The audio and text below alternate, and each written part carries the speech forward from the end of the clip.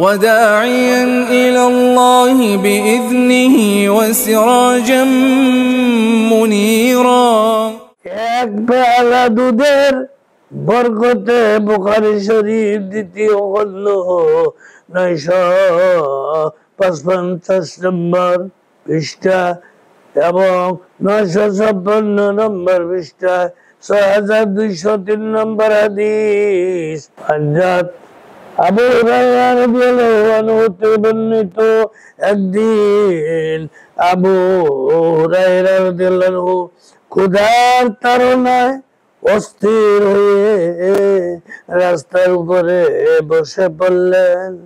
হযরত আবু বকর রাদিয়াল্লাহু আনহু যাইতেছিলেন। তিনি তাকে কোরআন মাজিদের একটি আয়াত জিজ্ঞাসা করলেন, কিন্তু ইয়াতে তার উদ্দেশ্য ছিল নিজের দুরবস্থার প্রতি মনোযোগ আকর্ষণ করা। তিনি এতটুকু লক্ষ্য না করে চলে গেলেন।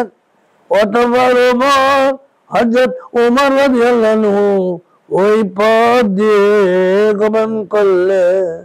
তিনি সেই উদ্দেশ্যে তার নিকট একটি আয়াত জিজ্ঞাসা করলেন, কিন্তু তিনিও অমনোযোগী ভাবে চলে গেলেন। অতঃপর রাসূল খুদা সাল্লাল্লাহু আলাইহি ওয়াসাল্লাম ওই পথ দিয়ে অতিক্রম করতেছিলেন।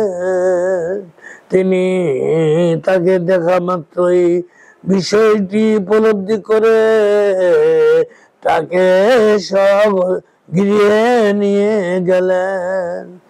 রাসূল খুদা সাল্লাল্লাহু আলাইহি ওয়াসাল্লাম গৃহে প্রবেশ করত পরিপূর্ণ এক পেয়ালা দুধ দেখতে পেয়ে জিজ্ঞাসা করে জানতে পারলেন হাদিয়া স্বরূপ দুগ্ধ এসেছে।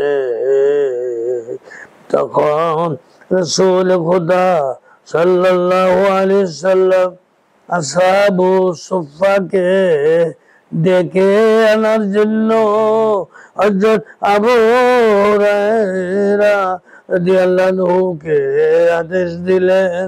হযরত আবু হুরায়রা রাদিয়াল্লাহু আনহু বিরক্ত হয়ে মনে মনে বলতে লাগলেন, আমার ক্ষুধা মিটার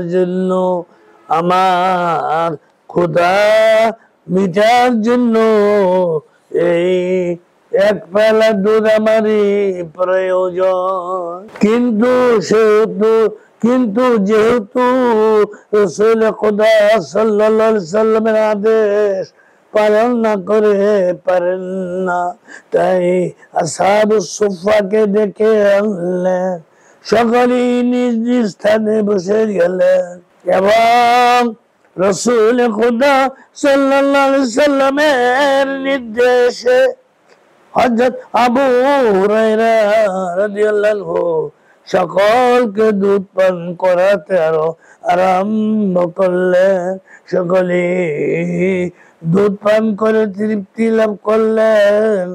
তখন রাসূল খুদা সাল্লাল্লাহু আলাইহি ওয়াসাল্লাম দুগ্ধ পাত্র হাতে নিয়ে হাসি মুখে হযরত আবু হুরায়রার দিকে লক্ষ্য করে বললেন, এখন তুমি হে আবু হুরায়রা, এখন তুমি আর আমি অবশিষ্ট আছি। অতঃপর রাসূল খুদা সাল্লাল্লাহু আলাইহি ওয়াসাল্লাম তাকে পান করাতে আরম্ভ করলেন। শেষ পর্যন্ত হযরত আবু হুরায়রা রাদিয়াল্লাহু আনহু বলে উঠলেন, উদর পূর্ণ হয়ে গেছে ইয়া রাসূলুল্লাহ, আর পান করতে পারবো না। অতঃপর রাসূল খুদা সাল্লাল্লাহু আলাইহি ওয়াসাল্লাম পেয়ালা হাতে নিয়ে বিসমিল্লাহ বলে